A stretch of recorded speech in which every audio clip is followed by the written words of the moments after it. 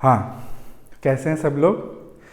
तो last lecture में हम लोग क्या पढ़ रहे थे, अगर आप लोगों को याद हो तो पिछले लेक्चर में हम लोगों ने इक्वेशंस को बैलेंस करना सीखा था। हमने टाइप्स ऑफ केमिकल इक्वेशंस पढ़ी थी, क्या क्या होती हैं, और हमने उसके बैलेंसिंग के बहुत सारे अलग अलग क्वेश्चंस भी प्रैक्टिस किए थे, जिसके 2 सेपरेट वीडियोस मैं ऑलरेडी अपलोड कर चुका हूँ। प्लस साथ ही साथ मैंने आपको ये भी इंस्ट्रक्शंस दिए थे कि आप जितने भी क्वेश्चंस हैं वो टेक्स्ट बुक से, एनसीईआरटी से अपने आप प्रैक्टिस कर करके देख सकते हैं। तो आज हम लोग अपनी कहानी आगे बढ़ाते हैं, इस चैप्टर के अगले इम्पॉर्टेंट पार्ट की तरफ चलते हैं। और आज हम लोग डिस्कस करने वाले हैं कि केमिकल रिएक्शंस क्या क्या टाइप्स की होती हैं, किस किस तरीके से रिएक्टेंट्स आपस में रिएक्ट होकर प्रोडक्ट फॉर्म कर पाते हैं। प्लस उनके बहुत सारे एग्जाम्पल्स हम लोग पढ़ेंगे, कुछ फेमस रिएक्शंस आ जाएंगी जिनको आपको एग्ज़ाम के लिए याद रखना बहुत ही ज़्यादा ज़रूरी है। तो शुरू करते हैं टॉपिक। आज की हेडिंग है types of chemical reactions. Types of chemical reactions, ठीक है। तो यहाँ पर हम लोगों को 1 2 नहीं, काफ़ी सारी टाइप्स की रिएक्शंस के बारे में डिस्कशन करना है। तो थोड़ा सा लेक्चर्स अलग अलग रहेंगे, डिफरेंट टाइप के लेंथ में रहेंगे, कुछ बड़े कुछ छोटे, पर सारी चीज़ें हम एक एक करके कवर करेंगे। फिलहाल हम लोग देखते हैं कि क्या क्या टाइप्स की रिएक्शंस होती हैं। पहले उनके नाम मैं आप लोगों को बता देता हूँ, फिर एक एक करके हम बारी बारी से उनको डिस्कस करेंगे। तो सबसे पहली जो रिएक्शन जिसके बारे में आज हम लोग पढ़ने वाले हैं उसको हम लोग बोलते हैं कॉम्बिनेशन रिएक्शन। नाम से आपको मतलब समझ में आ गया होगा। कॉम्बिनेशन मतलब जब हम किसी चीज़ों को कंबाइन करते हैं, जोड़ते हैं, कोई भी ऐसी रिएक्शन जिनमें रिएक्टेंट्स आपस में जुड़ रहे हों, वो होती है कॉम्बिनेशन।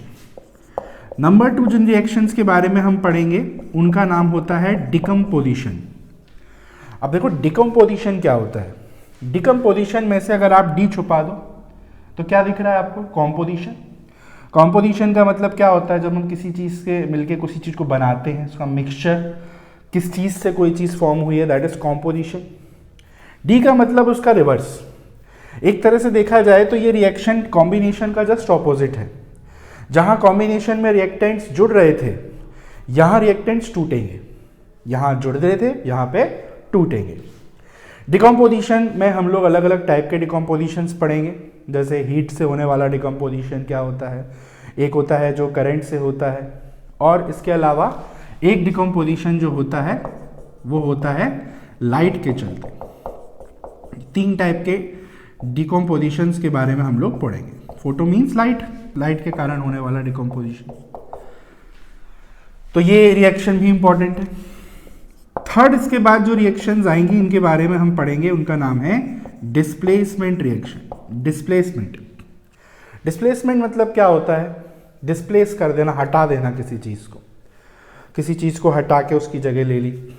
आप बैठे हो एक चेयर पे, कोई आया आपका दोस्त, बोले मेरी जगह है, उसने आपको उठा दिया, खुद उसकी जगह बैठ गया, आपकी जगह, आपको डिस्प्लेस कर दिया उसने। कुछ ऐसा ही यहाँ पर भी होने वाला है। डिस्प्लेसमेंट के बारे में हम पढ़ेंगे। एक और टाइप का डिस्प्लेसमेंट होता है जो हालांकि पढ़ना हमको इसी के अंदर है, पर मैं इसको सेपरेट हेडिंग में डिस्कस करना चाहूँगा क्योंकि ये इंपॉर्टेंट है। इसको हम बोलते हैं double displacement. Now what is double displacement and what is displacement? Displacement तो मैंने आपको बताया, आप बैठे हो चेयर पे, कोई आया बोला उठो मेरी जगह, आपको उठा दिया और आपकी जगह बैठ गया हो। अब आप खाली घूम रहे हो, आपके पास बैठने के लिए जगह नहीं है, that is displacement. What is double? Double means वो आया, उसने आपको उठाया, वो आपकी जगह बैठा, आपने बोला तो हम आपकी जगह बैठ जाते हैं जाके, मतलब पोजीशन इंटरचेंज हो गई। वो आपकी जगह बैठा तो बदले में बदला लेके आप उसकी जगह आके बैठ गए। तो एक दूसरे की पोजीशंस जब चेंज कर दें, दैट इज डबल डिस्प्लेसमेंट, क्योंकि 2 बार हो रहा है। क्लियर है? ठीक है। 5th, इसके बाद जो रिएक्शन आती है इनका नाम है oxidation. Very important reactions, chemistry की one of the important reactions में से एक है ऑक्सीडेशन। ये रिएक्शन आपको 10th 11th 12th तक काम में आएंगी। अगर आप 10th के बाद साइंस परस्यू करते हो तो 11th 12th की केमिस्ट्री, बायोलॉजी, हर जगह, इवन फिजिक्स में भी ऑक्सीडेशन होता है। ऑक्सीडेशंस का ही एक और रिएक्शन होता है, इसी का एक ट्विन है जिसको बोलते हैं रिडक्शन। Oxidation and reduction. बोलते हैं ऑक्सीडेशन के बिना रिडक्शन पॉसिबल नहीं है और रिडक्शन के बिना ऑक्सीडेशन पॉसिबल नहीं है। तो ये दोनों रिएक्शंस साथ साथ चलती हैं। 7th नंबर जो रिएक्शन है जिनको हम बोलते हैं रिडॉक्स रिएक्शन। रिडॉक्स रिएक्शंस के ऊपर तो अपना एक पूरा पूरा चैप्टर है जो आपको 11th क्लास में देखने को मिलेगा केमिस्ट्री में। Redox is actually combination of oxidation and reduction. अगर आप वर्ड को ध्यान से देखोगे तो रेड मतलब रिडक्शन, ऑक्स मीन्स ऑक्सीडेशन। तो वही मैंने थोड़ी देर पहले बोला कि ऑक्सीडेशन के बिना रिडक्शन नहीं होता और रिडक्शन के बिना ऑक्सीडेशन नहीं होता है। तो ये भी आपकी रिएक्शन है। इसके बाद जो दो रिएक्शंस हैं ये काइंड ऑफ एडिशनल है, मतलब अलग से इनका डिस्कशन हेडिंग्स में तो नहीं है, टेक्स्ट बुक में एक अलग से बॉक्स के अंदर में इनको थोड़ा सा एलोबरेट किया है, बट इनको भी हम देख लेंगे। ये होती है एक नंबर 1 एक्सोथर्मिक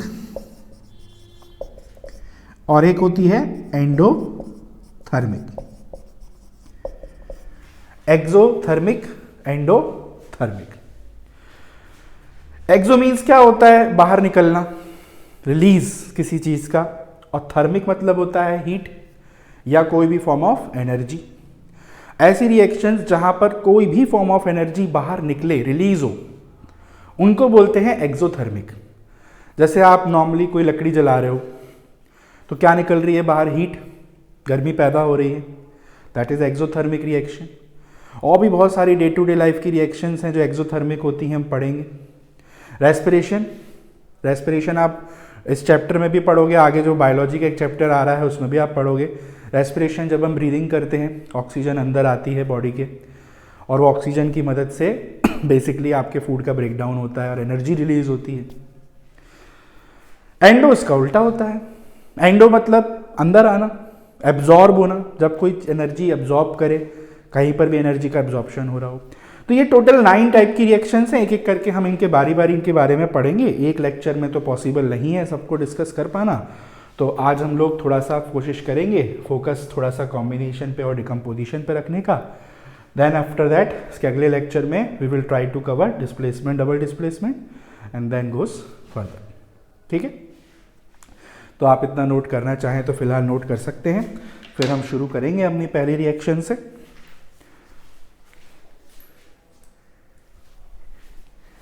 चलिए, कर लिया नोट सबने? पॉज करके नोट कर सकते हैं आप वीडियो को। चलिए,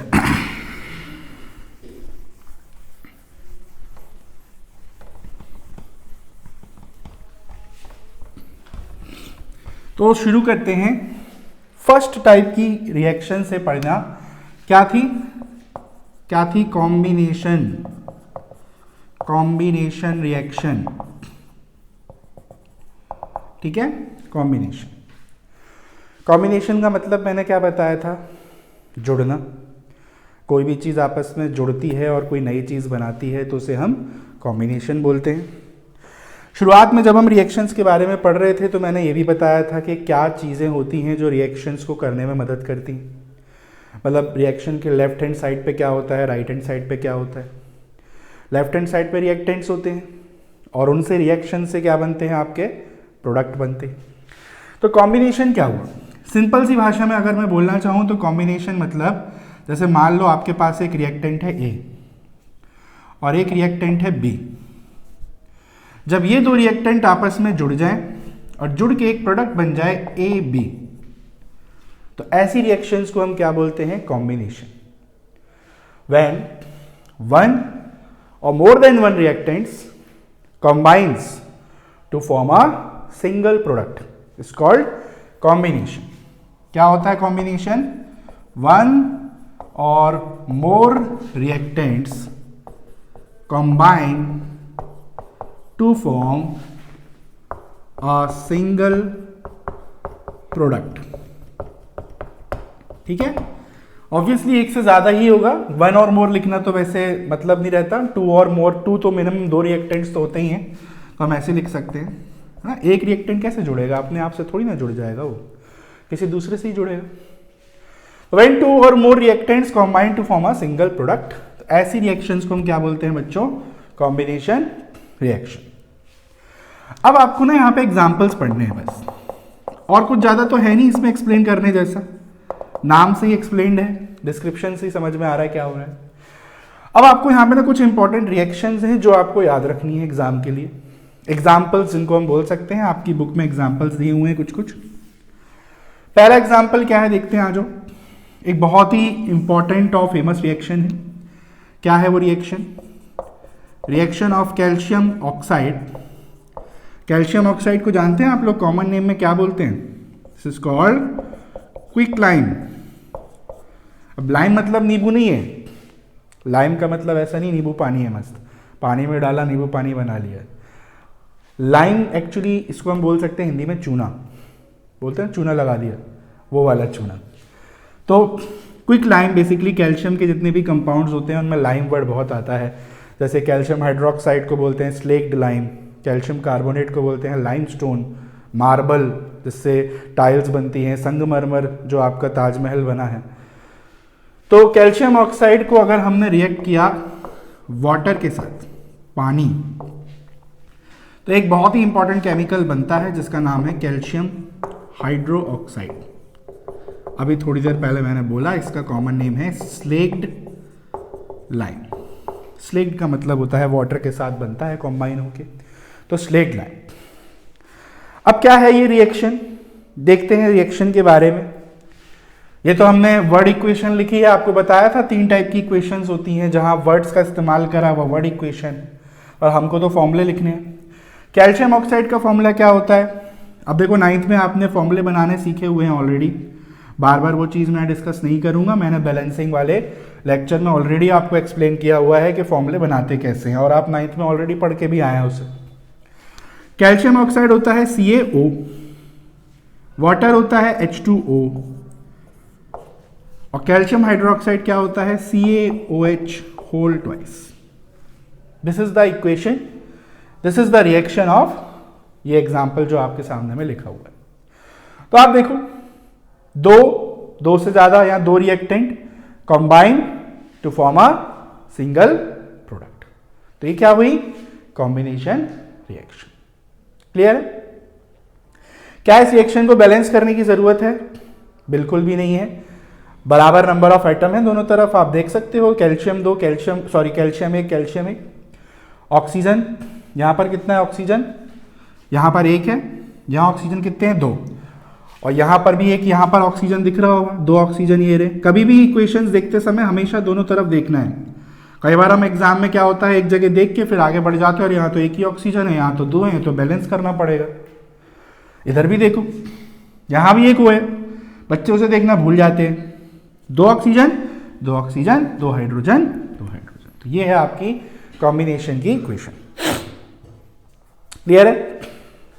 अच्छा, इस रिएक्शन की एक खास बात और है कि इसमें हीट भी रिलीज होती है।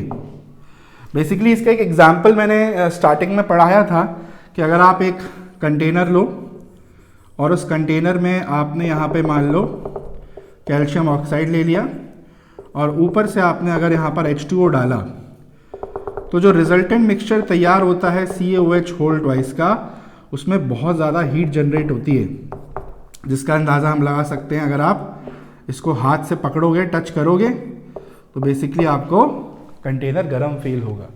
अब हाथ थोड़ा टेढ़ा बना है, पर समझने में आना चाहिए, बस समझ में आ गया हो तो काम बन गया अपना। क्लियर है? तो यानी कि ये रिएक्शन क्या है? एक टाइप की एक्सोथर्मिक रिएक्शन भी है, जिसके बारे में अब हम डिस्कस करेंगे लेटर ऑन। बताया था मैंने एक्सोथर्मिक जहां हीट रिलीज होती, ये एक्सोथर्मिक भी है। तो एक ही रिएक्शन मल्टीपल टाइप्स की भी हो सकती है, ऐसा नहीं है। तो ये एक बहुत इंपॉर्टेंट एग्जाम्पल है कॉम्बिनेशन का। अच्छा, काम की बात नोट में कुछ कुछ इंपॉर्टेंट चीज़ें मेरी चलेंगी, तो वो नोट हेडिंग में आएंगी। नोट वाली चीज़ें तो बहुत इंपॉर्टेंट है एग्जाम के लिए, क्योंकि यहाँ से क्वेश्चंस डायरेक्टली बनते हैं एग्जाम में। क्या है नोट? अक्सर आपने सुना होगा कभी जब घर में पेंट होता है तो एक इंपॉर्टेंट चीज़ कराई जाती है, वो है वाइट वॉशिंग। शायद आप लोगों ने सुना हो कभी वाइट वॉश करवाते हैं। एक वाइट कलर का पेंट जैसा मटेरियल होता है, उसकी कोटिंग कराते हैं दीवारों में, 1 कोटिंग 2 कोटिंग 3 कोटिंग, और फिर उसके बाद ड्राई होने के बाद उस पर पेंट किया जाता है, जो आपको पसंद हो वो पेंट लग जाता है। क्या होता है व्हाइट वॉशिंग और क्यों करते हैं, ये सवाल मेन उठता है। व्हाइट वॉशिंग का मेन पर्पस जो क्या होता है वो क्या होता है, it gives shiny appearance to walls. White washing mainly क्या करता है, वॉल्स को बहुत शाइनी अपीयरेंस देता है, चमकती हैं दीवारें, बेसिकली लाइट जब उन पर पड़ती है तो बाउंस होती है, तो ऐसा लगता है जैसे ज़्यादा उजाला हो रहा है, एक बल्ब से उजाला ज़्यादा हो जाता है, बहुत अच्छी अपीयरेंस आती है, शाइनी अपीयरेंस। ये बेसिकली, अब आप बोलोगे ये यहाँ पे अचानक से नया टॉपिक क्या शुरू किया है, ये इससे रिलेटेड है, जो केमिकल्स ऊपर में डिस्कस हुए हैं इनसे रिलेटेड है ये, इसलिए अलग से क्वेश्चन कभी कभी आ जाता है। ये कॉम्बिनेशन नहीं है, यहाँ जो मैं रिएक्शन लिखने वाला हूँ that is not combination reaction. क्या होता है, अब रिएक्शन क्या होती है, कई बार एग्जाम में ये आता है, व्हाइट वॉशिंग की रिएक्शन लिखो, क्या होता है व्हाइट वॉशिंग में। व्हाइट वॉशिंग में होता क्या है, बेसिकली कैल्शियम हाइड्रोक्साइड जो होता है, जो अभी आपने ऊपर में बनाया स्लेग लाइम, वो रिएक्ट होता है किससे, आपकी एयर में मौजूद कार्बन डाइऑक्साइड से। हर जगह एयर में CO2 है, आप जानते हो। बनता है यहां पर एक और इंपॉर्टेंट कैल्शियम का कंपाउंड जिसको हम बोलते हैं कैल्शियम कार्बोनेट, प्लस थोड़ा सा वाटर भी रिलीज होता है।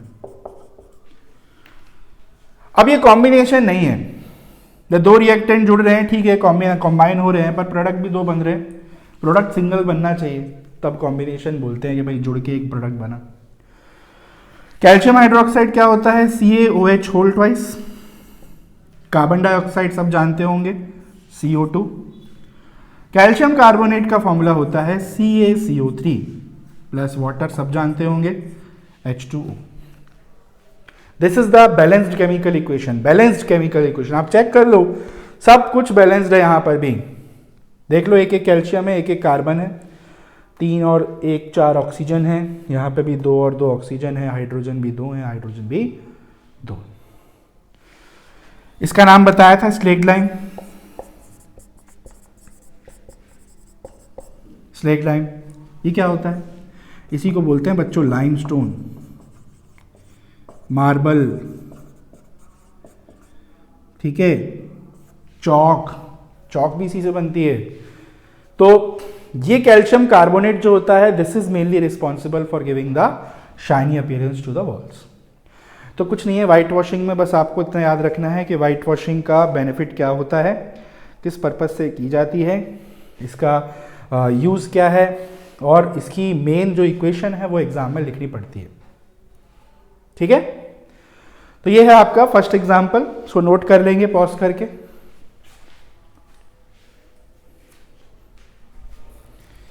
ठीक है, चल आगे बढ़े, अगले एग्जाम्पल पे चलते हैं।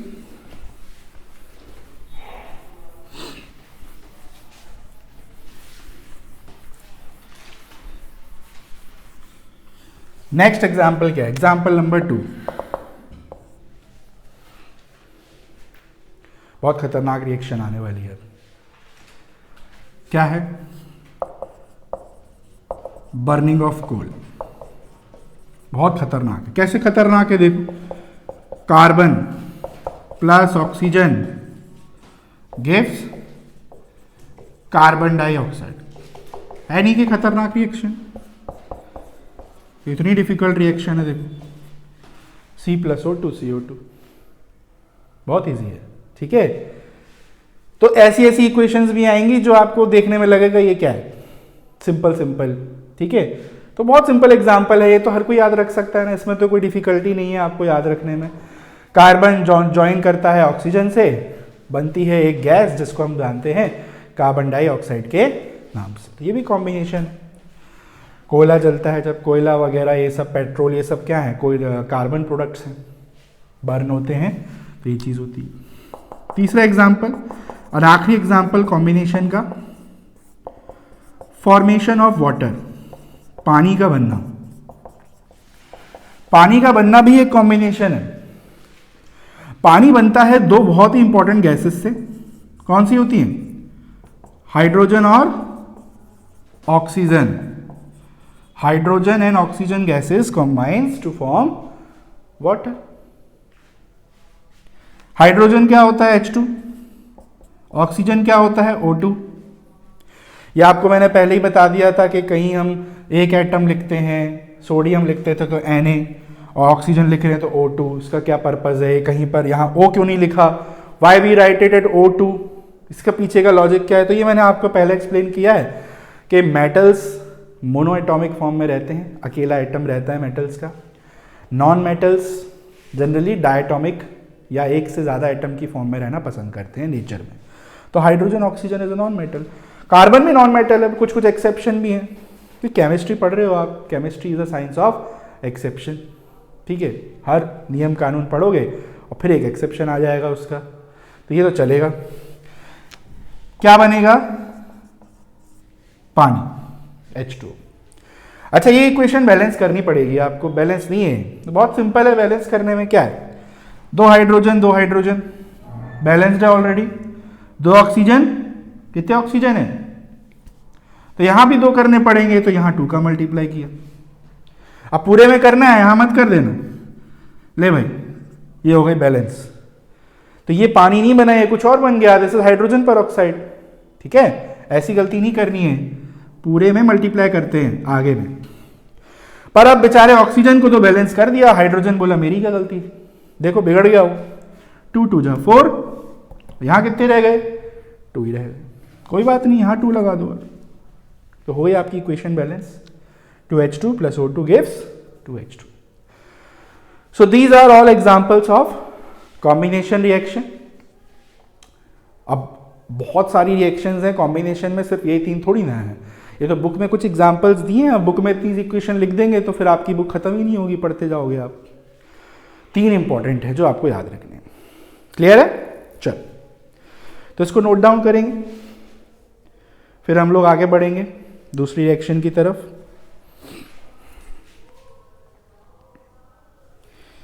चलो मिटा दूं, चलो मिटा देता हूं, लिख लिया होगा आप लोगों ने।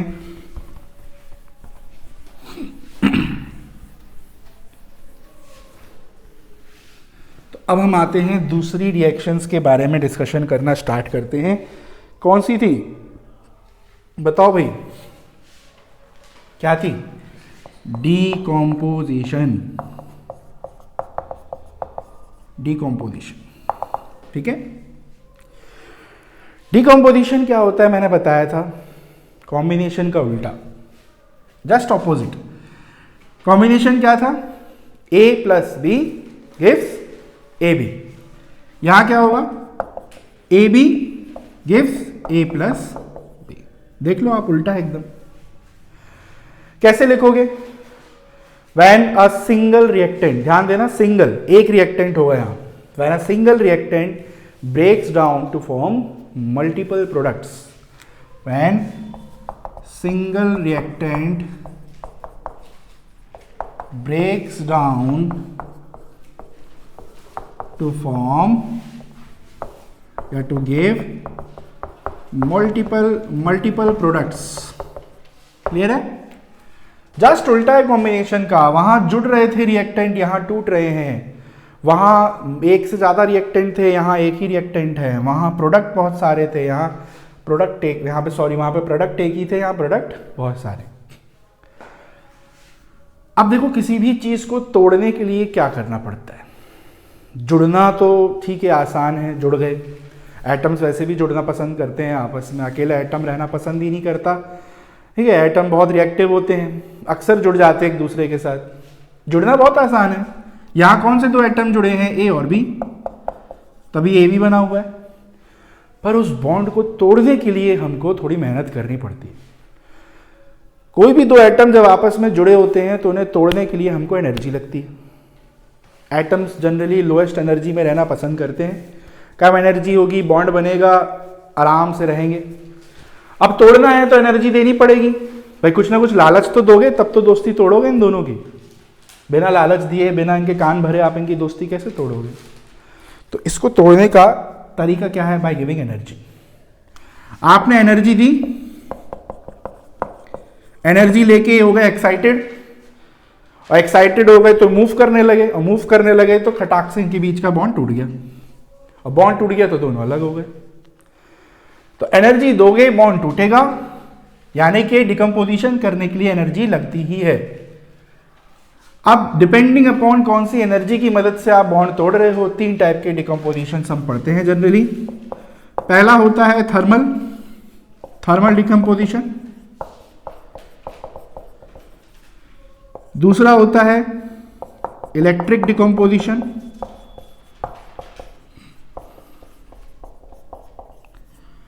और तीसरा होता है फोटो डिकम्पोजिशन। ठीक है, थर्मल, इलेक्ट्रिक और फोटो। थर्मल का मतलब bye using heat, thermal means heat, गर्मी देके हीट कर दिया सीधे सीधे तो टूट जाएंगे बॉन्ड्स। इलेक्ट्रिक मतलब इलेक्ट्रिक करंट, करंट भी एक फॉर्म ऑफ एनर्जी है, ठीक है, उससे भी बॉन्ड टूटते हैं। और फोटो मीन्स लाइट, कुछ नहीं, सनलाइट में रख दिए या कोई और फॉर्म ऑफ लाइट से एक्सपोज कर दिए तो लाइट में भी एनर्जी होती है। आप पढ़ोगे 11 केमिस्ट्री में, light is also consist of energised particles जिसको हम बोलते हैं फोटॉन्स, ठीक है, तो उससे भी टूट सकते हैं। तो 3 टाइप की डिकम्पोजिशंस बेसिकली हमको कवर करनी रहती है, ठीक है, थर्मल, इलेक्ट्रिक और फोटो।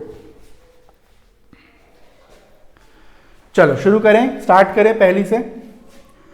तो फर्स्ट टाइप का डिकम्पोजिशन पहले देखते हैं हम, कौन सा है, thermal decomposition. Thermal is important, exams के लिए थर्मल ज़्यादा इंपॉर्टेंट है। थर्मल और फोटो से भी क्वेश्चंस थोड़े ज़्यादा आते हैं, तो देख लेते हैं क्या है। तो हेडिंग लगाएंगे थर्मल डिकम्पोजिशन, थर्मल।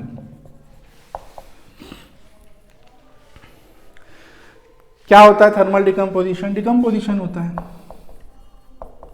डिकम्पोजिशन तो बता चुका हूं क्या होता है, टूटना यूजिंग हीट। भाई डेफिनेशन लिखना कोई बड़ी बात नहीं है, डिकम्पोजिशन की डेफिनेशन बताई थी ना, वही लिख देना। मैंने single reactant breaks down to form multiple products, बस लास्ट में एक लाइन ऐड कर देना, बाय यूजिंग हीट, होगी डेफिनेशन। कोई बड़ी चीज थोड़ी ना है, रटना नहीं है कुछ भी, आपको अपने आप बनती है डेफिनेशन। ए बी, हीट दिया, क्या बना, ए प्लस बी। ये मैंने बताया था, अगर कोई रिएक्शन किसी खास कंडीशंस में हो रही है, कोई रिक्वायरमेंट्स लग रही हैं उस रिएक्शंस में किसी भी चीज़ की, तो वो एरो पे लिखी जाती है हमेशा। चूंकि यहाँ हीट दे के टूट रहे हैं दोनों, तो हीट लिखना आपको ज़रूरी है, कंपलसरी है, ठीक है। एरो के ऊपर या नीचे कहीं भी आप हीट लिख सकते हो। चल, अब वही चीज जो हर जगह करे अभी पीछे कॉम्बिनेशन में, वी हैव टू रिमेंबर या we have to understand the different type of examples. चलो पहला एग्जांपल देखते हैं क्या है। फर्स्ट एग्जांपल, एक बहुत इंपॉर्टेंट इक्वेशन है जो हमको याद करनी है। क्या होता है, देखो, एक केमिकल है जिसको हम लोग बोलते हैं ferrous sulphate. Ferrous sulphate, ferrous sulphate के हमने क्या लिए, क्रिस्टल्स। क्रिस्टल्स क्या होते हैं आपको लेटर ऑन समझ में आएगा जब आप लेक्चर्स आगे पढ़ोगे। क्रिस्टल्स जैसे कि आप शुगर देखिए, शक्कर देखिए आपने, वो उसको क्रिस्टल्स बोला जाता है। जिस भी चीज़ जिसमें वाटर हो उसे क्रिस्टल बोलते हैं, सीधी सिंपल भाषा में। फेरस सल्फेट के क्रिस्टल्स, फेरस सल्फेट के क्रिस्टल्स का फॉर्मूला होता है FeSO4, this is ferrous sulphate, .7H2, अलग से पानी अटैच्ड होता है, इसको हम बोलते हैं फेरस सल्फेट। ये ना बच्चों ग्रीन कलर का होता है, ग्रीन कलर। तो हमको क्या करना है, हमको फेरस सल्फेट के क्रिस्टल्स लेने हैं, ठीक है। फेरस सल्फेट के क्रिस्टल्स को हम लोग पहले क्या करेंगे, हीट करेंगे। We are going to heat these crystals.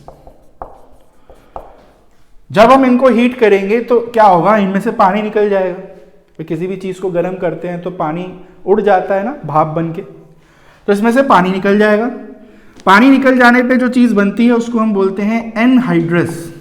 Anhydrous का मतलब होता है ड्राई, पानी नहीं हो जिसमें, क्या बोलते हैं, anhydrous ferrous sulphate. Anhydrous ferrous sulphate, chemical formula FeSO4। भाई 7H2 हटा दिए हमने, 7H2 हमने इसमें से क्या कर दिए, रिमूव कर दिए, तो क्या बन गया, एनहाइड्रस फेरस सल्फेट। ये बनता है आपका सॉलिड बनता है, जो कि लाइट ग्रीन कलर होता है या फिर कलरलेस भी बोल सकते हो, कलरलेस या लाइट ग्रीन कलर का होता है।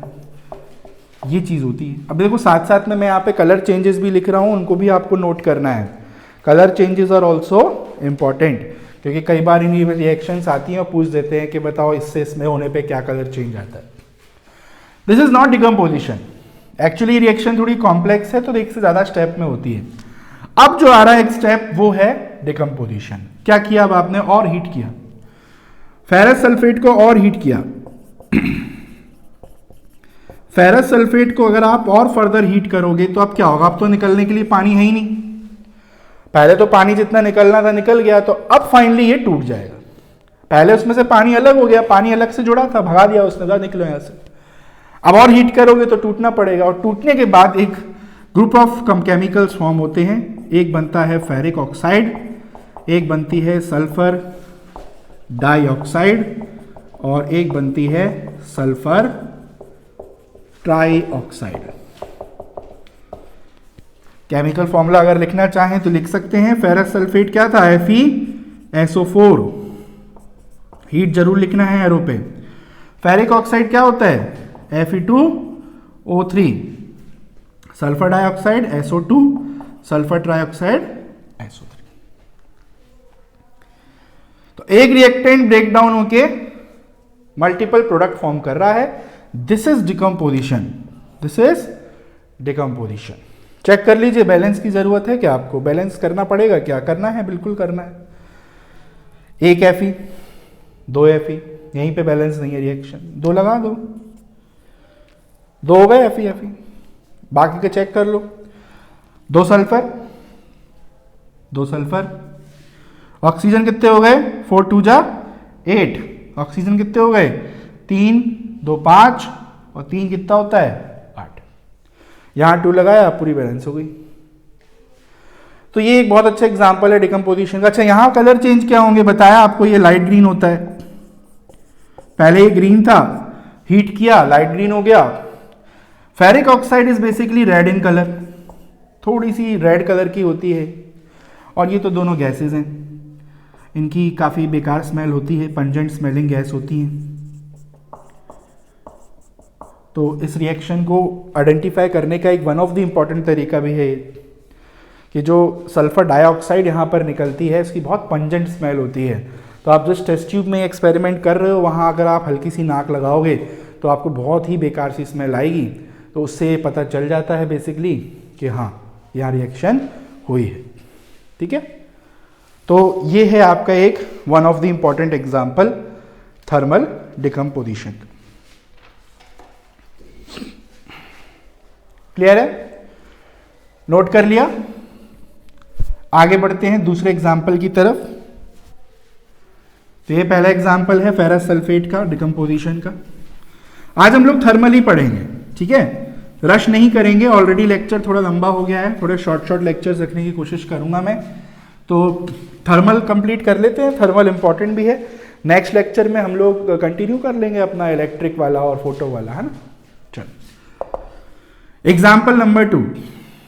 Example number 2 is the decomposition of calcium carbonate. कोई ऐसी हाईफाई रिएक्शन नहीं है, सिंपल कैल्शियम कार्बोनेट को अगर हम हीट करेंगे तो क्या होगा ये हम देख रहे हैं। तो कैल्शियम कार्बोनेट का फॉर्मूला आप जानते हो कि क्या होता है? CaCO3। अभी पीछे में देखा था। You are going to heat it, गर्म किया आपने इसे, हीट होने पे ये बनाता है कैल्शियम ऑक्साइड, क्विकलाइम और carbon dioxide, CaO plus CO2।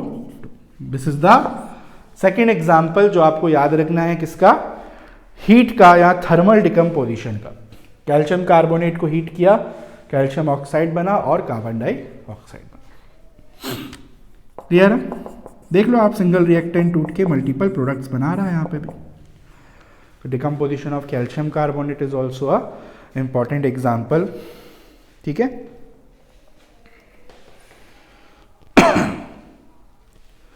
तीसरा और आखिरी example. Now this is also important. 3 examples में से पहला एग्जाम्पल बहुत इंपॉर्टेंट है और अब ये तीसरा वाला भी बहुत इंपॉर्टेंट है। इस पर भी एग्जाम में क्वेश्चन बहुत आते हैं। यहाँ भी कुछ कलर चेंजेस होंगे आपके जो बहुत इंपॉर्टेंट है। चलो एग्जाम्पल नंबर 3 अलग से देखते हैं क्या है। कोई खास रिएक्शन नहीं है, नाम ऐसा कुछ नहीं है रिएक्शन का, एक सिंपल सा डिकम्पोजिशन है केमिकल का जिसको हम बोलते हैं लेड नाइट्रेट। लेड नाइट्रेट क्या होता है रिएक्शन, पहले मैं लिख देता हूं वर्ड इक्वेशन, फिर हम फॉर्मूले बना लेंगे इसका। लेड नाइट्रेट को अगर आपने हीट किया तो ये बनाता है एक तो पहले लेड ऑक्साइड, साथ ही साथ बनती है नाइट्रोजन डाइऑक्साइड। क्या बनता है, लेड ऑक्साइड, नाइट्रोजन डाइऑक्साइड, और रिलीज होती है ऑक्सीजन। ये तीन चीजें यहां पर फॉर्म होंगी डिकम्पोजिशन। केमिकल फॉर्मूला क्या होगा, लेड नाइट्रेट का फॉर्मूला क्या होता है। आप देखो 9th में शायद आपने लेड के बारे में नहीं पढ़ा होगा। लेड आप 9th में जनरली फर्स्ट 20 एलिमेंट्स पढ़ते हो, लेड फर्स्ट 20 में नहीं आता, पर तरीका वही है फॉर्मूला बताने का। लेड का फॉर्मूला सिंबल क्या होता है, Pb, this is the atomic symbol of lead. Nitrate आप जानते होगे क्या होता है, NO3। तो नाइट्रेट की वैलेंसी क्या होती है, -1। लेड की मैं आपको बता देता हूं +2 होती है, मेटल है लेड। अब इसको करा आपने क्रॉस मल्टीप्लाई, तो क्या बना फॉर्मूला, Pb और NO3 कितना, 2 है, तो whole twice. This is the chemical formula of lead nitrate. क्या किया, हीट किया, क्या बना, लेड ऑक्साइड। लेड ऑक्साइड का फॉर्मूला क्या होगा, again lead is Pb, valency +2, और ऑक्साइड मीन्स ऑक्सीजन। ऑक्सीजन की वैलेंसी क्या होती है, -2। मल्टीप्लाई करोगे तो क्या आएगा, Pb2O2। अब सिंस 2 और 2 कट जाएंगे तो क्या बनेगा, PbO प्लस नाइट्रोजन डाइऑक्साइड तो NO2 होती है, और ऑक्सीजन क्या होता है, O2। ये बनेगी आपकी केमिकल इक्वेशन। अभी बैलेंस नहीं है, बैलेंस कर लेंगे, कोई दिक्कत नहीं है, पर ये इक्वेशन है। अच्छा, कलर चेंजेस क्या होते हैं यहाँ पे, कलर चेंजेस बहुत ही इंपॉर्टेंट है यहाँ पे। लेड नाइट्रेट का तो एसएचएस कोई कलर होता नहीं है, पर जो प्रोडक्ट यहाँ बन रहे हैं उनके बहुत बेहतरीन कलर होते हैं। लेड ऑक्साइड फॉर एग्जांपल के लिए येलो कलर की होती है, एकदम हल्दी जैसा पीला कलर होता है इसका, हल्दी थोड़ी सी येलोइश ऑरेंज कलर की होती है, वैसा टेक्सचर का कलर होता है। और nitrogen dioxide is a gas, इसके ना ब्राउन कलर के फ्यूम्स निकलते हैं बाहर। मतलब जिस टेस्ट ट्यूब में आप रिएक्शन करोगे ना, उसमें एक तो नीचे में एक येलो कलर का रेसिड्यू आ जाएगा और ऊपर से धुआं निकलेगा ब्राउन कलर का। ब्राउन कलर का धुआं निकल रहा है, मतलब समझ जाना है कि कौन सी गैस रिलीज हो रही है, नाइट्रोजन डाइऑक्साइड। ऑक्सीजन को तो हम देख नहीं सकते निकलता हो। तो ये है आपकी इक्वेशन। अच्छा, इसे बैलेंस कर लेते हैं, इंपॉर्टेंट है बैलेंसिंग के लिए भी। देखो मैंने आपको ट्रिक बताई थी बैलेंसिंग की। कंफ्यूजन हो कभी भी तो पहले मेटल को बैलेंस करो, then move on to non metals, then move on to oxygen, and finally hydrogen. तो लेड इज अ मेटल, एक लेड बैलेंस्ड है ऑलरेडी, कुछ नहीं करना। नाइट्रोजन पे आ जाओ, नॉन मेटल्स में नाइट्रोजन है। नाइट्रोजन यहाँ कितने दिख रहे हैं आपको, 2। यहाँ नाइट्रोजन आपको अभी एक ही दिख रहा होगा, तो यहाँ क्या लगा देंगे, चलो 2। तो नाइट्रोजन भी बैलेंस हो गया, 2 नाइट्रोजन 2 नाइट्रोजन। मैंने क्या बताया था, एक इंपॉर्टेंट चीज़, कुछ भी नई चीज़ बैलेंस कर रहे हो तो पीछे पलट के देखो, जो ऑलरेडी बैलेंस किया हुआ है वो बिगड़ तो नहीं गया। क्या बैलेंस करते जाओगे और पीछे बिगड़ता जा रहा है तो गड़बड़ हो जाएगी। तो देखो लेड बिगड़ा तो नहीं, लेड एक नहीं बिगड़ा, मतलब अब हम आगे मूव कर सकते हैं। अब आते हैं ऑक्सीजन पे। हाइड्रोजन तो है ही नहीं यहाँ कहीं, तो बस ऑक्सीजन बैलेंस करना बचा है। यहाँ कितने ऑक्सीजन है, 3 2 जा 6, 6 ऑक्सीजन है। यहाँ कितने ऑक्सीजन है, यहाँ एक, ये रहा, ये कितने हो गए, 2 2 जा 4, और ये कितना है, 2। कितने ऑक्सीजन हो गए, 4 + 2 कितना हो गया, 6, और +1 7 ऑक्सीजन हो गए। अब तो गड़बड़ हो गई, यहाँ 6 हैं वहाँ 7 हैं, तो ऑड इवन। मैंने बताया था ऐसे में बहुत दिक्कत आती है, क्योंकि एक दूसरे के मल्टीपल्स में है नहीं, कहीं टेबल में आते नहीं है। क्या मल्टीप्लाई करें ऐसा कि वहाँ 7 है यहाँ भी 7 हो जाए। देखो ये तो मैंने आपको बताया था, कम नहीं कर सकते, बढ़ा हुआ तो बढ़ा रहेगा, कम वाले को बढ़ा सकते हैं पर बढ़े हुए को कम नहीं कर सकते, ऐसा तरीका हमारे पास नहीं है। यानी कि एनी हाउ हमको अभी 6 को 7 करना है, अब क्या कर सकते हैं, कुछ तरीका ही नहीं है। कोई तरीका नहीं है तो कुछ भी मल्टीप्लाई करके देखो, कुछ तो हिट करेगा। 1 ऑलरेडी लिखा है, 2 से करके देख लो, 2 से करके देख लो। 2 से मल्टीप्लाई करके देखा तो क्या हो गया, अब कितने ऑक्सीजन हो गए यहाँ, 3 2 जा 6, 6 और 6 2 जा कितना होता है 12, कितने हो गए 12 ऑक्सीजन। वहां पर कितने हैं अभी 7, तो अभी भी बैलेंस नहीं हुआ, गड़बड़ हो गई।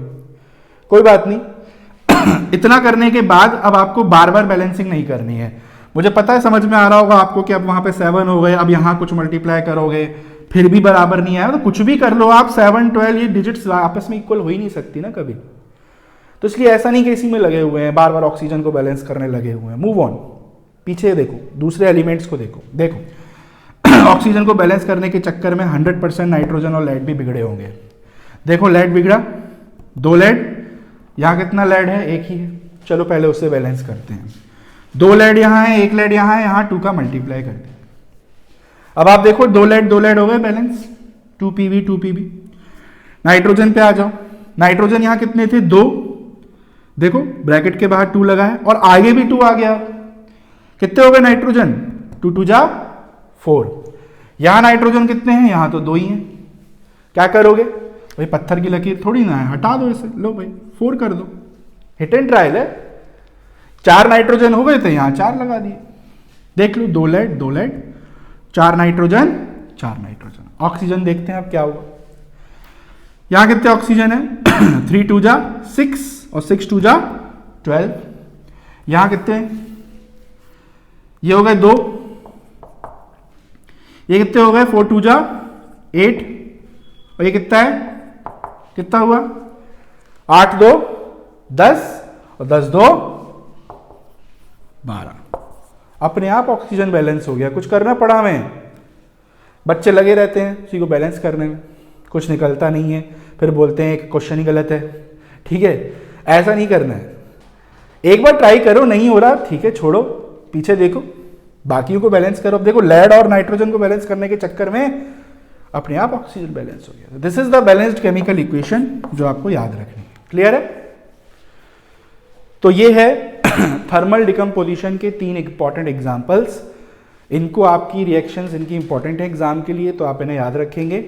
ठीक है, तो डिकम्पोजिशन में हमने एक निपटा लिया, अब 2 और बचे हैं। एक है फोटो, लाइट के कारण होने वाला, और एक है इलेक्ट्रिक, जिसमें एक अपन को डायग्राम भी देखना पड़ेगा थोड़ा सा। वहाँ हम वाटर का ब्रेक डाउन करेंगे, वाटर को ब्रेक करेंगे, हाइड्रोजन ऑक्सीजन रिलीज कराएंगे, तो उसका एक सेटअप है, वो भी थोड़ा सा देखना है, इसलिए बेटर तो उसके लिए सेपरेट लेक्चर लेना ज़्यादा सही रहेगा। ठीक है, तो इतना नोट कर लेंगे। अब आपसे अगले लेक्चर में मिलेंगे हम लोग। चलिए।